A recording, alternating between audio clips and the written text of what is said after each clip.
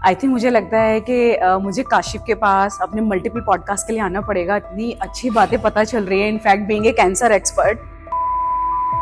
देखो कैंसर का काशिफ आपको पता ही होगा कि सबसे बड़ा ड्रॉबैक क्या है? फेलियर। प्रोटीन के नाम पे लोग आजकल प्रोसेस मीट बहुत खा रहे हैं। हाँ, प्रोसेस मीट प्रूव हो चुका है कार्सिनोजन हाँ, कैटेगरी 1। और हमारी इंडिया में फीमेल्स में most common cancer breast cancer है। तो एक्सेस या imbalance of this hormone causes uncontrolled breast tissue. Obesity से more than 50 types of cancer are linked. ये 5 benefits. Why cancer patient do exercise? Chemotherapy के 2 घंटे के बाद वो जिम में जाते थे इंटेंस वर्कआउट करने। Yes. Hi everyone. जैसा कि आप लोग जानते हैं, मैं कैंसर से रिलेटेड बहुत सारे इंफॉर्मेटिव और एजुकेशनल वीडियोस बनाती हूँ एंड कुछ उन टॉपिक को भी डिस्कस करती हूँ जहाँ पर लोगों ने या तो डिस्कशन करना बंद कर दिया है या डिस्कशन करने की जरूरत नहीं समझते हैं, यानी कि अनटच टॉपिक। तो यहाँ पर और भी ज़्यादा ज़रूरी टॉपिक पर डिस्कशन के लिए मैं इसी फील्ड से जुड़े हुए एक्सपर्ट के साथ आई हूँ और टॉपिक है हमारा कि एक्सरसाइज किस तरह से हमारे कैंसर पेशेंट्स में, कैंसर सर्वाइवर्स में हेल्पफुल है। क्या कैंसर ट्रीटमेंट के दौरान एक्सरसाइज करनी चाहिए? क्या ये कैंसर रिलैप्स और रिकरेंस को रोकती है? किस टाइप की एक्सरसाइज आप कर सकते हो? इससे रिलेटेड इस पॉडकास्ट में हम डिटेल में डिस्कशन करेंगे, वो भी हमारे इस फील्ड के एक्सपर्ट के साथ। तो सबसे पहले हम वेलकम करते हैं हमारे गेस्ट का, जो कि है मिस्टर काशिफ। बहुत ही रिनाउंड एंड फेमस कोच हैं एंड मैं यहाँ पे उनसे रिक्वेस्ट करूंगी, प्लीज आप अपने बारे में इंट्रो दीजिए। Hello everyone, my name is Kashif और मैं एक फिटनेस कोच हूँ, साथ साथ मैं न्यूट्रिशनिस्ट भी हूँ। और मुझे बहुत डाइवर्स मेडिकल कंडीशन के लोगों के साथ काम करने का एक्सपीरियंस है, जैसे कि ऑटिज्म हो गया या फिर बैक पेन, नी पेन और बहुत सारे रिहैब वाले इश्यूज के साथ मैं काम करता हूँ। एंड बहुत अच्छा लग रहा है आज मुझे कि रेखा मैम आज आई हैं और मेरे साथ कुछ मतलब एक्सरसाइज से रिलेटेड कुछ क्वेश्चंस पूछने आई है and it's very good. Let's see how it goes. Right. तो सबसे पहले तो काशिफ मैं ये जानना चाहती हूँ कि करंटली आपके पास कुछ इस टाइप के पेशेंट्स आ रहे हैं? देखो मेरे पास ऐसा है कि बहुत डाइवर्स तरीके के लोग आते हैं। कई बार डिप्रेशन वाले लोग आते हैं और कई बार रिहैब वाले, ज्यादा करके आजकल रिहैब वाले लोग आते हैं। कई बार मतलब पोस्ट पार्टम जो होता है कंडीशन आफ्टर डिलीवरी, वो वाली फीमेल्स आती हैं कि थोड़ा स्ट्रेंथनिंग चाहिए कोर की, और तो इन सब कंडीशंस को मैं डील करता हूँ। नाइस। एक्चुअली जैसे कि आपने बोला रिहेबिलिटेशन, कैंसर पेशेंट्स में रिहेबिलिटेशन का बहुत बड़ा रोल है and I think this is bitter truth कि लोग स्पेशली कैंसर पेशेंट्स इस चीज़ को इतना सीरियसली नहीं लेते, राइट? तो यहाँ पे मैं आपसे ये जानना चाहती हूँ कि एज ए कोच आपको क्या लगता है कि एक्सरसाइज कैंसर पेशेंट्स को किस तरह से हेल्प करती है? देखिए एक्सरसाइज जो है ना कि सिर्फ और सिर्फ मसल ग्रो करने के लिए या फिजिकल फिटनेस के लिए नहीं होता है। ये बहुत बार डिप्रेशन से लड़ने के लिए भी होता है, क्योंकि जब आपकी बॉडी को पता है कि आप बहुत कुछ कर सकते हो फिजिकली, तो आपका मेंटल स्टेट बहुत बेटर हो जाता है। मतलब कई बार ये कहा जाता है कि अगर आप परेशान हो, डिप्रेस्ड हो, तो you can go for a walk. आप बैठे बैठे अगर ये सोचोगे कि वो जो परेशानी अपने आप दिमाग से निकल जाए तो नहीं होगा, लेकिन आपको डाइवर्ट करने के लिए आप कोई भी फिजिकल एक्टिविटी करती हो तो that can be very helpful. तो ये सिर्फ और सिर्फ एक जनरल पॉपुलेशन के लिए नहीं है, ये हर वो पेशेंट के लिए है या फिर वो किसी तरह की भी बीमारी को सफर कर रहा है, तो उन सब के लिए वैसे ही कैंसर में भी हेल्प कर सकता है। काशिफ आपने ये बहुत अच्छी बात कही है कि हम सिर्फ कैंसर पेशेंट्स में ही हेल्पफुल होगा ये क्यों बात करें, ये तो हर बीमारी में हेल्पफुल होता है। एंड जैसे ही कैंसर डायग्नोसिस होता है, पेशेंट एंड फैमिली मेंबर सभी लोग बहुत पैनिक हो जाते हैं, एंजाइटी डिसऑर्डर्स हो जाते हैं, एंजाइटी अटैक्स उनको पड़ते हैं एंड ओवर द टाइम वो डिप्रेशन में चले जाते हैं। तो कहीं ना कहीं एक्सरसाइज उनको बहुत हेल्प करती है इसमें। नेक्स्ट क्वेश्चन मेरा काशिफ जी आपसे ये है कि आपको क्या लगता है कि कैंसर पेशेंट्स को किस तरह की एक्सरसाइजेज में इन्वॉल्व होना चाहिए? देखिए सबसे पहले ये समझने की जरूरत है कि एक्सरसाइज बॉडी के अंदर करता क्या है। ठीक है, मतलब हम कुछ स्टेटमेंट्स यूज करते हैं, अगर हम लोगों को वाई पता है ना तो हाउ थोड़ा करना इजी हो जाता है। ठीक है, तो जब हम वाई पे ध्यान देते हैं कि एक्सरसाइज क्या करता है बॉडी में, क्यों करना चाहिए, तो जब भी आप कोई भी फिजिकल एक्टिविटी करते हो तो आपकी बॉडी के अंदर जो है होता क्या है कि जब आपने कोई वेट उठाया या आप भाग रहे हो या स्ट्रेचिंग कर रहे हो, तो मतलब किसी भी तरह की एक्टिविटी कर रहे हो, तो बॉडी के अंदर ना एक ट्रॉमा क्रिएट होता है। मतलब that is a good kind of trauma. मतलब ऐसा नहीं है कि वो आपकी बॉडी को कुछ प्रॉब्लम देने वाला है, एक अच्छा ट्रॉमा है जिससे आप रिकवर करके पहले से ज्यादा मजबूत हो जाते हो।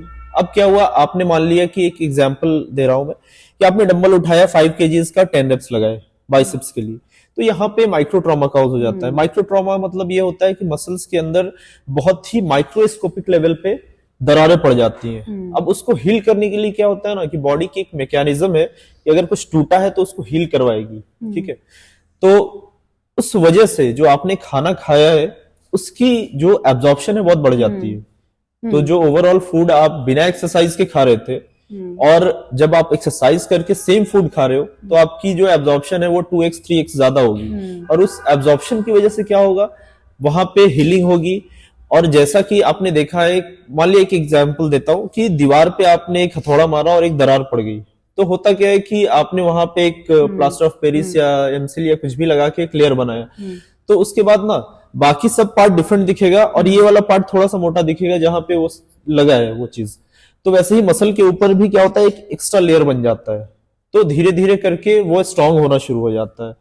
तो पूरी बॉडी वैसे ही धीरे धीरे एक्सरसाइज की वजह से स्ट्रांग होनी शुरू हो जाती है। बट आपको ये नहीं लगता कि ये एक नॉर्मल पर्सन के लिए तो ठीक है, बट एक कैंसर पेशेंट जहाँ ट्रीटमेंट इंड्यूस्ड इतने ज्यादा उनको प्रॉब्लम्स होते हैं, लाइक ज्वाइंट पेन हो गया, मसल्स वीकनेस हो गई, नोजिया, वॉमिटिंग, एक मतलब लाइक उनको उतना वो मेंटली वो स्ट्रांग नहीं होते, तो इस टाइप की exercises I don't think so कि उनके लिए फिजिबल होगा करना। हाँ, आपकी बात बिल्कुल सही है। अभी क्या है कि मैं एक टर्म इंट्रोड्यूस करना चाहूंगा जो कि बहुत कम कोचेस को भी पता है। ये होता है मैक्सिमम रिकवरेबल वॉल्यूम, ठीक है, MRV करके हम बोलते हैं। अब ये हर इंसान के लिए अलग अलग है कि कौन से इंसान को कितना ट्रॉमा देना है, कितना वॉल्यूम पे उसको ट्रेन करना है, कितनी इंटेंसिटी पे ट्रेन करना है उसको, तो ये समझ के ही उनको ट्रेनिंग करवाने की जरूरत है। आप जैसे फॉर एग्जाम्पल अगर कोई मेरे जिम में आता है और मैं उसको ट्रेनिंग करवाता हूँ और पहले दिन ही 20 किलो उठाने को बोलता हूँ, तो that can be very problematic for him. अब वो प्रॉब्लमेटिक होने की वजह से क्या होगा कि शायद वो फिर एक्सरसाइज आगे कंटिन्यू ना कर पाए और परेशानी बढ़ जाए, इंजुरी हो जाए, ठीक है। बट अगर हम इस चीज को समझें कि आज उसको 20 केजी की जरूरत नहीं है, शायद 2 केजी की जरूरत है, तो हम 2 केजी से ही शुरू करेंगे। तो इस चीज को समझते हुए अगर हम एक्सरसाइज करवाते हैं, इवन एक कैंसर पेशेंट को भी एक्सरसाइज करवाते हैं। फॉर एग्जांपल अगर मैं एक कैंसर पेशेंट के साथ काम कर रहा हूं तो शायद मैं 10 दिन तक उसको बॉडी वेट एक्सरसाइजेस ही करवाऊंगा, उससे ही उनको बहुत फायदा मिलेगा। और जहां तक कि मसल बिल्डिंग की बात है, जब हम मसल बिल्डिंग की बात करते हैं तो हम लोगों को ये चीज समझने की जरूरत है कि एक जो फ्रेम है हमारा, मतलब जो स्केलेटन है, अगर इसके ऊपर मसल होंगे तो ओवरऑल हम अच्छा मतलब स्ट्रांग फील करेंगे, ठीक है। तो किसी भी कंडीशन में अगर मसल बिल्ड करवाई जाए, मसल बिल्डिंग का मतलब ये नहीं होता है कि बहुत एग्रेसिव वेट आप उठाओ और आप एकदम अपनी जी जान लगा के वर्कआउट करो। मतलब आप जितना कर सकते हो ना, थोड़ा सा उससे आप मतलब एक चैलेंजिंग वेट लो। आपको चैलेंज लेना जरूरी है, आप चैलेंज लोगी तभी जा करके वो एक्सरसाइज इफेक्टिव और बेनिफिशियल होगा, नहीं तो एक्सरसाइज का आपको फायदा नहीं होगा। अगर आप 10 केजी का वेट उठा सकती हो और आप 2 केजी से एक्सरसाइज कर रही हो तो आपकी बॉडी पे इम्पैक्ट्स बहुत ही मिनिमलिस्टिक आएंगे, फायदा नहीं होगा। तो थोड़ा सा चैलेंजिंग होना चाहिए। अकॉर्डिंग टू काशिफ, कि जब as a treatment, during treatment या सर्वाइवर जब आप जिम में जाते हैं तो प्रॉपर असेसमेंट होता है कि आप कितना कर सकते हैं, क्या कर सकते हैं, और एक मिनिमल स्टार्टिंग से हम एग्रेसिव की तरफ जाएंगे। हाँ, right? मतलब बहुत ही मिनिमलिस्टिक स्टार्ट होगा और धीरे धीरे प्रोग्रेस करेंगे। मतलब ऐसा नहीं है कि मतलब कर सकते हैं तो बहुत एक्सट्रीम पुश कर दिया, तो वो आपके लिए प्रॉब्लम हो सकती है। राइट, हो सकता है जो अभी इस पॉडकास्ट को सुन रहे हो आधे लोग इससे एग्री ना करें, क्योंकि मुझे लगता है कि ना जब कैंसर डायग्नोसिस होती है ना तो उनके दिमाग में ये सब चीजें आती ही नहीं है, उनके दिमाग में सिर्फ एक ही थॉट प्रोसेस आता है कि बस ट्रीटमेंट ट्रीटमेंट एंड ट्रीटमेंट, किसी तरह से बीमारी खत्म हो। लेकिन उन्हें ये नहीं पता कि during cancer treatment exercise is also recommended, है ना Kashif? Are you agree with that? बिल्कुल बिल्कुल। क्योंकि हमारी इंडिया में और आफ्टर आउट ऑफ इंडिया आप जब कैंसर ट्रीटमेंट का वीडियोस या डिस्कशन या फिर लोगों के इंटरव्यू सुनोगे ना जो बाहर ट्रीटमेंट करा के आते हैं, वो लोग यही बोलते हैं कि वहां के ट्रीटमेंट में बेस्ट पार्ट होता है कि ट्रीटमेंट के दौरान दे डू फिजिकल एक्टिविटी। बिल्कुल। अभी जैसे हम बात कर रहे हैं, हमने अभी वेट ट्रेनिंग की बात की, उतना ही इक्वली इंपॉर्टेंट कार्डियो भी है, ठीक है। अब कार्डियो से फायदा क्या होता है? जब आप कार्डियो एक्सरसाइज करती हो तो आपकी पूरी बॉडी में ब्लड फ्लो होता है, ठीक है। ब्लड का क्या काम है? सारे न्यूट्रिएंट्स ब्लड के अंदर फ्लो कर रहे हैं। अब आपने जो खाना खाया वो एब्जॉर्ब होकर ब्लड में फ्लो कर रहा होता है, जहां पे रिक्वायरमेंट होती है हीलिंग की, ब्लड वहां तक पहुंचा देता है। तो जब आप कार्डियो करते हो ना तो आपके बहुत सारे फायदे होते हैं, मतलब जस्ट नॉट कि ब्लड फ्लो हो गया। ब्लड फ्लो होने के बाद जैसे हम वेट ट्रेनिंग करने से हमारे मसल ग्रो होते हैं, मतलब स्ट्रेंथनिंग होती है मसल की, वैसे ही कार्डियो करने से फायदा ये होता है कि हमारा कैपिलराइजेशन होता है। कैपिलराइजेशन का मतलब ये होता है कि जैसे हमारे मसल ग्रो करते हैं ना, वैसे हमारे वेन्स की लेंथ और नंबर्स भी बढ़ते हैं, ठीक है। और उससे क्या होगा, जितना ज्यादा नंबर ऑफ वेन्स होगा उतना ज्यादा ब्लड फ्लो होगा, उतना ज्यादा रिकवरी होगी। दूसरी चीज ये कि आपका जो power house of the cell है दैट इज कॉल्ड माइटोकॉन्ड्रिया, ठीक है। माइटोकॉन्ड्रिया का नंबर भी उससे इंक्रीज होता है जब आप कार्डियो करते हो। तो आपको एक्सरसाइज जो है, जस्ट नॉट वेट ट्रेनिंग, आपको कार्डियो की भी जरूरत है ऐसे मेडिकल कंडीशन में जैसे कि कैंसर की आप बात करो। उसके साथ साथ एक ओवरऑल वेलबींग के लिए स्ट्रेचिंग भी बहुत इंपॉर्टेंट है। स्ट्रेचिंग करने से आपका ओवरऑल जो रेंज ऑफ मोशन है, फ्लेक्सिबिलिटी है, वो बढ़ेगी।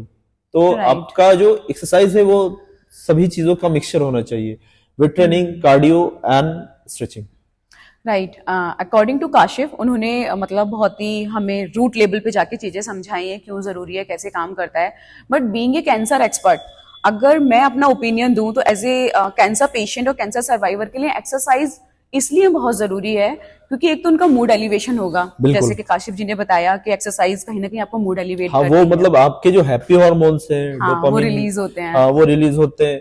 और कई रिसर्चेज में तो ये भी कहा गया है कि अगर आप एक्सरसाइज करते हो तो this is like 2 to 3 times more effective than taking any antidepressant, ठीक है। तो डिप्रेशन की दवाई लेने से बेटर है go lift weights, go run and do yoga. तो आपको इस चीज पे ध्यान देना चाहिए। यानी कि कुल मिला के आपको डिप्रेशन से तो बचाएगा ही, जो कैंसर ट्रीटमेंट से होने वाले साइड इफेक्ट्स हैं उनसे फाइट करने में आपको स्ट्रेंथ देगा। डिटॉक्सिफिकेशन की जो हम बात करते हैं, राइट। एंड जो डिप्रेशन में जाने के चांसेस हैं वो कम हो जाएंगे। एक वर्ड आता है काशिफ मेरे मेडिकल फील्ड में, कैंसर ट्रीटमेंट इंड्यूस फटीग। मतलब उसमें क्या होता है ना, जब पेशेंट का ट्रीटमेंट जब चल रहा होता है ना, तो ड्यूरिंग कीमोथेरेपी और after radiation, after chemotherapy they feel lost, fatigue, malaise, उनको ना मतलब लाइक पूरे टाइम बॉडी में एक फटीगनेस, वीकनेस और मैलेज टाइप का बना रहता है। तो कहीं ना कहीं मुझे लगता है कि CIF, कैंसर इंड्यूस फटीग को काउंटर करने में एक्सरसाइज का बहुत बड़ा रोल है। बिल्कुल, जैसा कि मैंने बात किया था कि जैसे ही आप एक्सरसाइज करती हो तो सारी चीजों का जो एब्जॉर्प्शन और अपटेक है, फूड में जो न्यूट्रिएंट्स है उसकी बढ़ जाती है। तो ये चीज होगी तो ऑटोमेटिकली जहां पे आपको न्यूट्रिएंट की रिक्वायरमेंट होगी वहां पे वो रिक्वायरमेंट फुलफिल होगी और आप ज्यादा बेटर रिकवर करोगे। और फटीग बेसिकली जो आपको हो रही है, आई गेस जो कीमोथेरेपी होती है या फिर किसी भी तरह का जो ट्रीटमेंट होता है कैंसर में, जो भी मेडिकेशन होते हैं, तो उस कंडीशन में आई गेस की इम्यून सिस्टम बहुत ज्यादा वीक पड़ जाता है। ऐसा होता है? बिल्कुल होता है। ट्रू है ये। तो इम्यून सिस्टम जब वीक पड़ता है तो आपकी बॉडी बहुत चीजों से फाइट कर रही होती है। तो जब फाइट कर रही होती है तो उस कंडीशन में एक अच्छा मतलब बॉडी को सप्लाई ऑफ न्यूट्रिएंट मिले, और सप्लाई ऑफ न्यूट्रिएंट आपने खाने से दिया, लेकिन अगर आपने उसको एक्सरसाइज करके मैक्सिमाइज कर दिया एब्जॉर्प्शन को, तो आई गेस वो चीज ज्यादा बेटर हीलिंग में हेल्प करेगा। बिल्कुल। यानी कि अगर कैंसर पेशेंट्स हैं या सर्वाइवर्स हैं, ये काशिफ ने बहुत अच्छी बात बताई कि उनका ना इम्यून सिस्टम वीक हो जाता है और एक्सरसाइज वो इम्यूनिटी बढ़ाती है, इम्यूनिटी बूस्टर का काम करती है, इम्यून सिस्टम को स्ट्रॉन्ग करती है। एंड समहाउ मैंने जो पढ़ा था इन माय मेडिकल बुक्स कि जो ये एक्सरसाइज होती है ड्यूरिंग सर्वाइवर, यानी कि जब कैंसर पेशेंट्स का ट्रीटमेंट कंप्लीट हो गया, अभी वो सिर्फ डॉक्टर के पास फॉलो अप में आ रहे हैं, तो उस टाइम एक्सरसाइज हाईली रिकमेंडेड है कैंसर रिलैप्स और कैंसर रिकरेंस को रोकने के लिए। ये मुझे लगता है हर कैंसर सर्वाइवर, कैंसर पेशेंट्स के लिए बहुत बड़ा गुड न्यूज है, क्योंकि वो मुझसे हमेशा पूछते हैं कि मैम इस फियर को कैसे कम करें। देखो कैंसर का, काशिफ आपको पता ही होगा कि सबसे बड़ा ड्रॉबैक क्या है, फेलियर। बिल्कुल। ट्रीटमेंट लेते हैं पेशेंट 6 महीने 1 साल और लगते वो हैं, मेरे लेकिन वो ख्याल से रिलैप्स हो और जाता है, प्रॉब्लमेटिक हो जाती है वो बहुत चीज। प्रॉब्लमेटिक हो जाता है। क्योंकि एक बार जिस चीज ने बॉडी से मतलब हार मान लिया, तो दूसरी बार उसको फिर हराना बहुत मुश्किल है। हराना मुश्किल होता है। दूसरी बार, जब दूसरी बार आप फाइट करने के लिए तैयार हो ना, तो आपकी बॉडी उतना स्ट्रांग नहीं रहती है जितना आप पहली बार फाइट करने के लिए रह रहे होते हो। तो exercise as a cancer survivor आपके लिए 2 चीजों से बेनिफिट है। एक तो आपको रिलैप्स और रिकरेंस को रोकेगी, दूसरा आपकी बॉडी को स्ट्रांग बनाएगी कि अगर इन केस कुछ ऐसी सिचुएशन आपकी लाइफ में आती है तो आप उसको बहुत स्ट्रांग विल पावर के साथ, एक हेल्दी बॉडी के साथ फाइट कर पाए। एंड इसके अलावा आप मुझे बताइए कि और आप डाइटरी वे में, डाइट्रिशियन के रेस्पेक्ट में आप क्या एडवाइस करना चाहेंगे? अभी देखिए, जैसे आप कई लोगों को ऐसा होता है कि फादर मदर को, अगर किसी को भी फैमिली बैकग्राउंड रहती है कि कैंसर है, तो वो ऑफ स्प्रिंग्स में आने के चांसेस होते हैं। तो अब मैं इस चीज को ऐसा मानता हूं कि आपके गन में बुलेट है, आपका बुलेट तभी चलेगा जब आप ट्रिगर दबाओगी, ठीक है। और वो जो ट्रिगर है ना, वो खराब लाइफस्टाइल है, खराब डाइट है, ठीक है, खराब स्लीपिंग पैटर्न है। अगर इन सब चीजों को ठीक किया जाए तो शायद वो बुलेट चले ना। ट्रू, ठीक है ना। ये आपने बहुत अच्छी बात बताई है, क्योंकि कैंसर तभी, ऐसे नहीं कि किसी ने बैड हैबिट्स करना शुरू किया और उसको हो गया, लेकिन अगर वो फ्रिक्वेंटली करते रहोगे, ट्रिगर दबा दोगे, जैसा कि लोग बोलते हैं ना कि मेरे फादर को था तो मुझे भी हो जाएगा, आपको होने के चांसेस बहुत कम है अगर आप अच्छी लाइफस्टाइल और अच्छा खाना खा रहे हो, आप स्लीप पैटर्न अच्छा रख रहे हो, ठीक है। तो इन सब चीजों को ध्यान अगर रखा जाए, और डाइटरी जो मतलब गाइडलाइंस है वो बेसिकली सबके लिए मोटा मोटा सेम ही रहती है कि आप प्रोटीन का इंटेक अच्छा रखें डाइट में, कार्बोहाइड्रेट जो है बहुत एक्सट्रीम लेवल पे नहीं खाना है। प्रोटीन का इंटेक ज्यादा खाने इसलिए बोला जाता है क्योंकि सारी जगहों पे जो हीलिंग का काम है वो प्रोटीन ही करता है, ठीक है। अब कार्बोहाइड्रेट क्या है, दैट इज कंप्लीट एनर्जी, ठीक है। तो आप जितना काम नहीं कर रहे होते हो उससे ज्यादा आप कार्बोहाइड्रेट खा रहे होते हो, तो उस कंडीशन में आपको कार्बोहाइड्रेट का जो इंटेक है वो मॉडरेट रखना चाहिए। और प्रोटीन जो है मतलब ऐसी चीज है कि आपको हीलिंग में बहुत ज्यादा हेल्प करेगी, और ओवरऑल जो हमारी कंट्री के लोगों की जो प्रोटीन इंटेक है वैसे ही बहुत कम है। तो इसलिए इम्फेसाइज डॉक्टर भी या फिर हम कोचेस भी करते हैं कि आप प्रोटीन ज्यादा से ज्यादा लो। और फैट का भी बहुत ज्यादा इंपॉर्टेंस है। फैट जो है वो आपके न्यूरोट्रांसमीटर्स की बिल्डिंग में हेल्प करता है और आपकी ओवरऑल हीलिंग में हेल्प करता है, सेंट्रल नर्वस सिस्टम की हीलिंग में हेल्प करता है। तो आपको एक बैलेंस डाइट लेना चाहिए जिसमें कार्बोहाइड्रेट, प्रोटीन और फैट हो। उसके साथ साथ आप जो जंक्स खा रहे हो बाहर, जो भी आपको पाम ऑयल या डालडा, आपको पता भी नहीं किस खाने में कौन सी चीज डली है। उसके साथ साथ बहुत सारे आजकल वेजिटेबल ऑयल्स आ गए हैं, प्रिजर्वेटिव्स बहुत सारे खानों में, वो कैंसर को बहुत ज्यादा कंट्रीब्यूट करते हैं। प्रोटीन के नाम पे लोग आजकल प्रोसेस्ड मीट बहुत खा रहे हैं। हाँ, प्रोसेस्ड मीट प्रूव हो चुका है कार्सिनोजन कैटेगरी 1। प्रोसेस्ड मीट कई आजकल मतलब केमिकली बनाया जाता है मीट, वो मीट या वो रेड मीट को प्रोसेस कर देते हैं वो लोग, कुछ मतलब नए नए केमिकल से बनाए जा रहे हैं। तो और सिर्फ वो ही नहीं, आपके बहुत सारे जो भी पैक्ड आइटम्स हैं उसमें कार्सिनोजेंस होते हैं और उस चीज को अवॉइड करना चाहिए। और ये सब चीजें बहुत एडिक्टिव भी होती हैं क्योंकि उसको बहुत ज्यादा सेल करना है, तो इसलिए उसमें कुछ ऐसे कंपोनेंट्स डाले जाते हैं जो आपको एडिक्शन क्रिएट करते हैं। और उस एडिक्शन की वजह से आप उसको छोड़ नहीं पाते हो और आप बहुत ज्यादा प्रोन हो जाते हो कैंसर के। ये तो एब्सोल्युटली ट्रू कहा कि कंपनीज अपने प्रोडक्शन सेल बढ़ाने के लिए एडिटिव्स मिलाती हैं उसमें। इवन मैं वे प्रोटीन की भी बात करूं तो मेरे ख्याल से अगर अनफ्लेवर्ड प्रोटीन लिया जाए तो that is much more better than taking any flavoured protein. अगर आपका प्रोटीन स्टीविया से फ्लेवर्ड है तो दैट इज गुड। ठीक है, आपने आर्टिफिशियल बिल्कुल स्वीटनेस सही भी कहा। अवॉइड करना चाहिए। जब भी कैंसर पेशेंट्स के लिए डाइट की बात आती है ना, हाँ हाँ। तो जो डॉक्टर्स की तरफ से रिकमेंडेशन होता है वो सबसे पहला लाइन यही होता है, हाई प्रोटीन हाई कैलोरी। हाँ मतलब वो जो हाई कैलोरी है ना, that should be from protein, ना कि अदर थिंग्स। हाँ। तो ये बहुत जरूरी, बहुत अच्छी बात बताई। और एक बात आपने अभी जो डिस्कशन किया वो बहुत अच्छा किया कि it improves, exercise improves your sleep. Sleep, ये बहुत जरूरी है हमारे पेशेंट्स के लिए। अब आपकी बॉडी ठीक ठाक से थकेगी और आपकी बॉडी में हार्मोनल एक्शन बहुत अच्छा रहेगा, तो आपकी बॉडी स्लीप की टुवर्ड्स भी अच्छे से जाएगी। अभी क्या होता है कि जो सर्केडियन रिदम है लोगों का बिल्कुल खराब हो चुका है। रात को जब सोने का टाइम होता है तो वो जागते हैं, तो इस वजह से बहुत ज्यादा, मतलब ये भी रीजन है जो आपके हार्मोनल एक्टिविटी को खराब कर सकता है, और हार्मोनल एक्टिविटी खराब होने की वजह से बहुत सारे प्रॉब्लम्स आ सकते हैं किसी को भी, और मे बी मुझे ऐसा लगता है कि वो कैंसर को भी कंट्रीब्यूट करेंगे।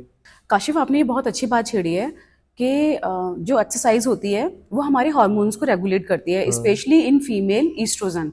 और हमारी इंडिया में फीमेल्स में most common cancer breast cancer है, और वो ईस्ट्रोजन डिपेंडेंट होता है। Okay. तो बीइंग ए फीमेल, मुझे लगता है कि एक्सरसाइज की जरूरत उनमें तो और भी ज्यादा है। आपका क्या थॉट है इस पर? सबसे पहले तो मैम आपसे मैं ये जानना चाहूंगा कि एस्ट्रोजन जो है वो कैसे इम्पैक्ट करता है, मतलब हायर अमाउंट ऑफ एस्ट्रोजन या लोअर अमाउंट ऑफ एस्ट्रोजन या कोई और हार्मोन वो क्रिएट करता है ब्रेस्ट कैंसर, ये कैसे होता है? नहीं, एक्चुअली ना नॉर्मली जो हमारा रिप्रोडक्टिव सिस्टम होता है उसमें बहुत सारे हमारे हार्मोन्स रिलीज होते हैं, उसमें ईस्ट्रोजन भी रिलीज होता है। और जो ईस्ट्रोजन है ये पूरा रिप्रोडक्टिव साइकिल मेंटेन करता है।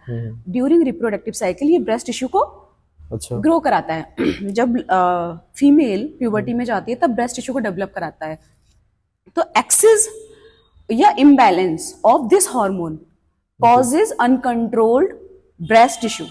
ओके। तो कहीं ना कहीं वो फ्यूचर में जाके जब म्यूटेशंस हो जाते हैं या फिर अनकंट्रोल्ड ग्रोथ होने लगती है तो ब्रेस्ट कैंसर में डेवलप हो जाता है। तो ये इसका बैलेंस बना के रखना बहुत जरूरी है। इसके अलावा और भी बहुत सारी सिचुएशन कराता है, but being a cancer expert मेरे लिए ब्रेस्ट कैंसर बहुत मतलब क्रिटिकल थिंग है।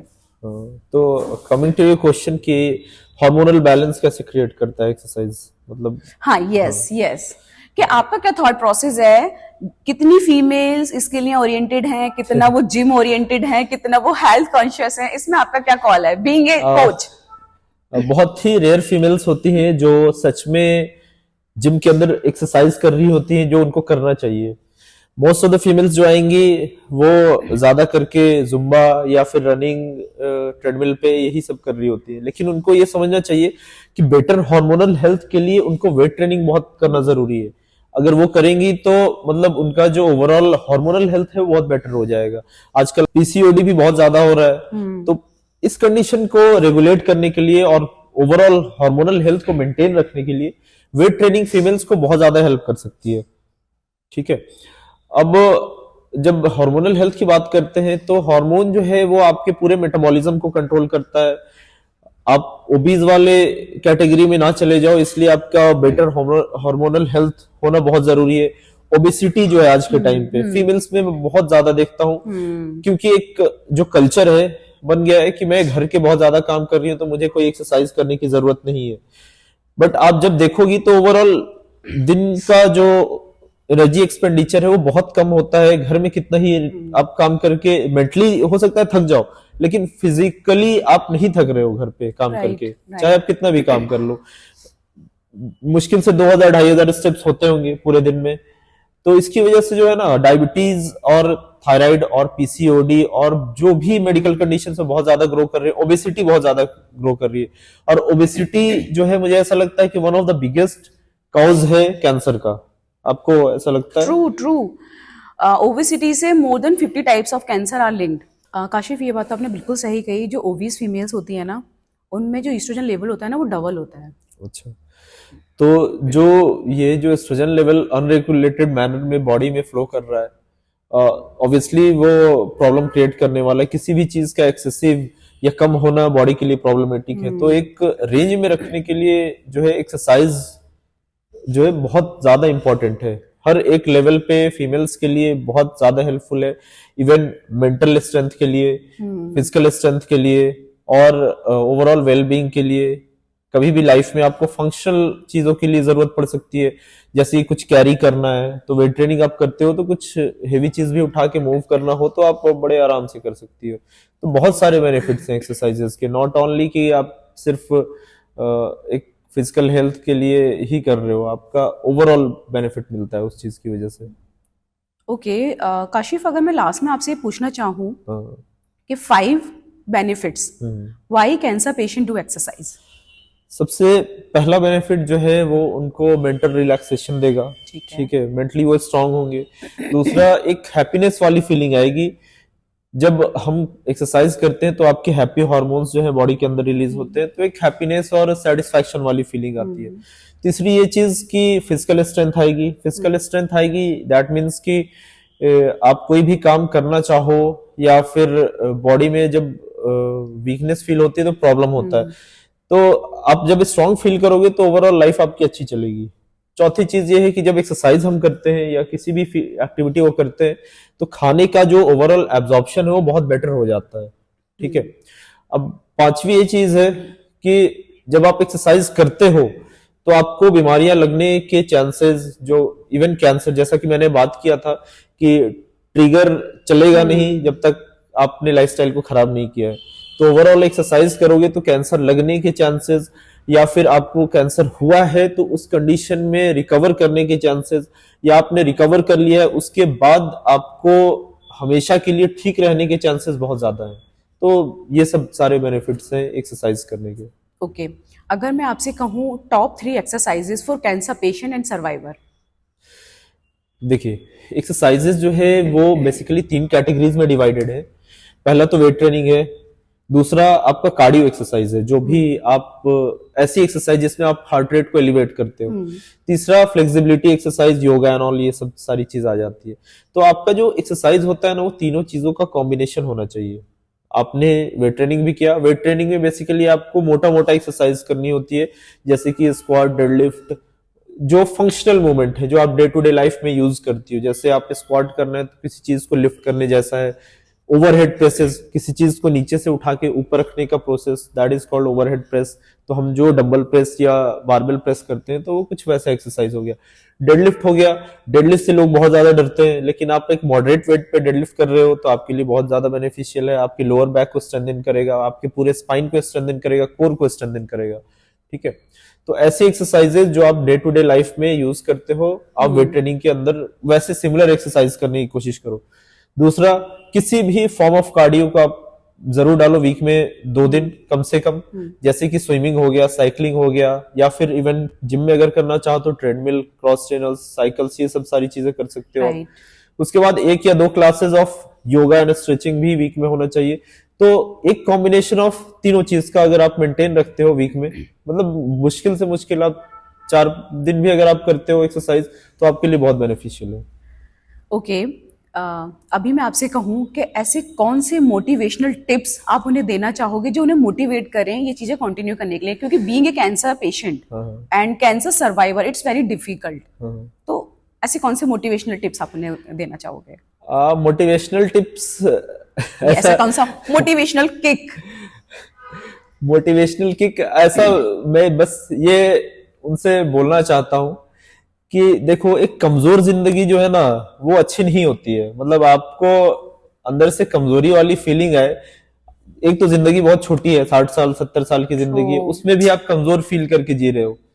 तो एक अच्छी लाइफ जियो जहां पे आप सच में आप स्ट्रांग फील कर रहे हो और एक इंथुजियाज्म फील कर रहे हो, आपके हार्मोन लेवल्स बहुत अच्छे हैं, आप मेंटली बहुत फिट फील कर रहे हो, तो आपको एक्सरसाइज से ही ये सारी चीजें मिलेंगी, ठीक है।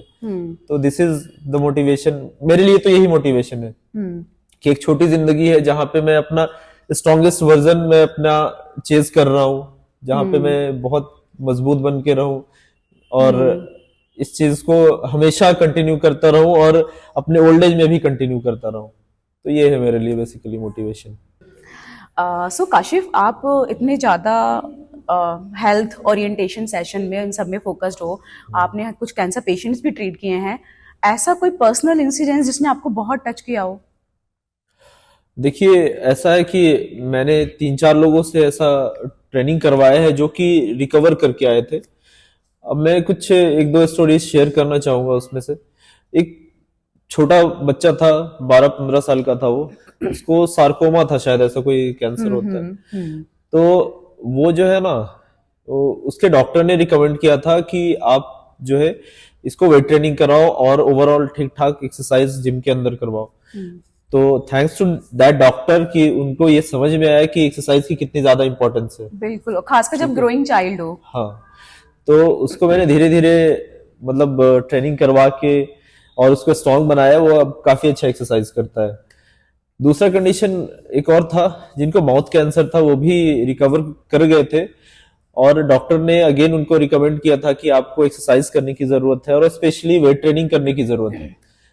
तो अभी तो वो काफी अच्छा कर रहे हैं, मतलब काफी स्ट्रांग हो गए हैं और वाओ। मतलब ओवरऑल डाइट वाइट भी बहुत अच्छी फॉलो करते हैं and is doing really good. तो ये तो हुआ रियल लाइफ।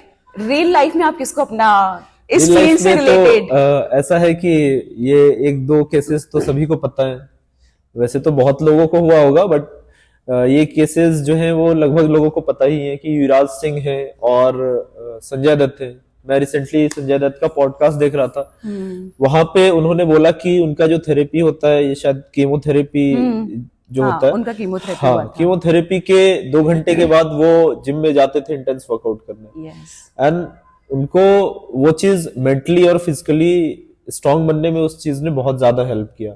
और युवराज सिंह ने जो आप सबने शायद वो स्टोरी सुनी होगी कि जब उन्होंने देखा कि व्हीलचेयर पे दूसरा बंदा जा रहा है तो उन्होंने सख्त मना कर दिया कि मुझे व्हीलचेयर पे नहीं बैठना है और मुझे ऐसे ही जैसे एक्सरसाइज करता हूँ, मैं फिजिकली फिट रहने की कोशिश करता हूँ, मैं वैसे करूंगा और साथ में मेरी ट्रीटमेंट चलेगी। तो ये 2 एग्जांपल्स जो हैं वो बहुत ही स्ट्रॉन्ग एग्जांपल्स हैं, वो सब के लिए ही एग्जांपल्स और मतलब रिकवर होने के लिए इंस्पिरेशन है। सच में। और अच्छी बात यह है कि देखो, उनको कैंसर 8-8, 10-10 साल पहले हुआ था। हाँ, and they are doing absolutely fine. बिल्कुल। तो अभी कहीं ना कहीं तो उसका रोल है ही। अच्छा, लास्ट में मैं ये पूछना चाहूंगी कि जब इस तरह के कैंसर पेशेंट, सर्वाइवर आपके पास आते हैं तो कुछ आप स्पेसिफिक प्रिकॉशंस लेते हैं? देखो, एक्सरसाइजेज को लेकर के जो है ना बहुत ही स्पेसिफिक अप्रोच रखना पड़ता है। एक तो सबसे पहले उनको वो एक्सरसाइजेज करवानी होती है जो सच में कर पा रहे हैं और उनको करने में अच्छा लग रहा है। अगर आपने कुछ ऐसे मूवमेंट्स करवा दिए, जबरदस्ती का आपने टेक्निक उसमें इंसर्ट करने की कोशिश कर दी कि ये इतना कॉम्प्लेक्स एक्सरसाइज है, तो उनके लिए प्रॉब्लम हो जाती है, फिर वो पीछे हटने लग जाते हैं। तो उनको जिस चीज को करने में मजा आ रहा है उस चीज को करवाने की जरूरत है, मैं ऐसा अप्रोच रखता हूँ। और उसके साथ साथ ना उनसे एक काउंसलिंग सेशन, उनसे बात करने की जरूरत होती है कि देखो ये सारी चीजें आप कर सकते हो। जब जैसे आप किसी को भी अगर एक्सरसाइज रिकमेंड करो, एक्सरसाइज करना शुरू करे, तो इनिशियली उसकी बॉडी में एक सोरनेस होती है, that is basically lactic acid buildup, वो ज्यादा कुछ होता नहीं है। तो वहां पे उनको ये भी समझाने की जरूरत है कि this is not induced by the problem you had, जो कैंसर था उसकी वजह से नहीं, ये एक्सरसाइज की वजह से। कई बार लोग फर्स्ट टाइम ही आफ्टर कैंसर एक्सरसाइज कर रहे होते हैं, तो उस कंडीशन में उनको काउंसिल करने की जरूरत होती है कि दिस इज सोरनेस, ये एक्चुअल पेन नहीं है। तो बेसिकली मुझे ऐसा लगता है कि बात ज्यादा करने की जरूरत होती है उस कंडीशन में और ज्यादा ध्यान रखने की जरूरत होती है और जबरदस्ती उनको पुश करने की जरूरत नहीं होती है। एक लिमिटेशन के थ्रू ही चलना पड़ता है, जो मैंने आपको बताया था कि मैक्सिमम रिकवरेबल वॉल्यूम जो है उसका ध्यान बहुत ज्यादा रखना चाहिए। जबरदस्ती उनको मतलब एक बार होता है ना कि हाँ जल्दी से स्ट्रांग हो जाए या मसल बिल्ड हो जाए, तो उस चीज के टुवर्ड्स बहुत ज्यादा फोर्सिबली नहीं काम करवाना होता है। आई थिंक मुझे लगता है कि मुझे काशिफ के पास अपने मल्टीपल पॉडकास्ट के लिए आना पड़ेगा। इतनी अच्छी बातें पता चल रही है, in fact being a cancer expert. और इन दी लास्ट में आप सभी को यही रिक्वेस्ट करूंगी कि प्लीज एक्सरसाइज को अपना लाइफ का पार्ट बनाइए। बिल्कुल। और आपकी तरफ से कुछ टेक होम मैसेज? मेरे तरफ से टेक अवे मैसेज ये है कि strength is the greatest luxury you can enjoy in your life. और अगर आप स्ट्रांग रहोगे तो इन केस अगर आपको कोई प्रॉब्लम भी होती है तो रिकवर बहुत जल्दी करोगे, ठीक है। और स्ट्रांग रहने के लिए मतलब अच्छा परफॉर्म करने के लिए जिम के अंदर, जिम के बाहर, अपने लाइफ में आपको एक अच्छे फ्यूल की जरूरत है। तो आप कचड़ा अपने अंदर मत डालो, जंक फूड मत डालो, खराब ऑयल मत डालो, जस्ट टेस्ट के पीछे मत जाओ, हेल्दी खाना खाने के पीछे जाओ, क्योंकि वो आपका फ्यूल है। अगर वो फ्यूल आपके अंदर अच्छा जा रहा है तो आप परफॉर्म बहुत अच्छा करोगे और आपको कोई बीमारियां नहीं होंगी। ठीक है, तो दिस इज इट मेरी तरफ से। Thank you so much and Kashif, thank you so much giving me your time. और लास्ट में मेरी आपसे भी ये रिक्वेस्ट है, please like comment and share with others. Thank you हाँ सो बिल्कुल, मच। ये नीचे जो सब्सक्राइब बटन है उसको दबाना बहुत जरूरी होता है, क्योंकि हम लोग जब काम कर रहे हैं तो कुछ एक्सपेक्ट भी करते हैं। ट्रू।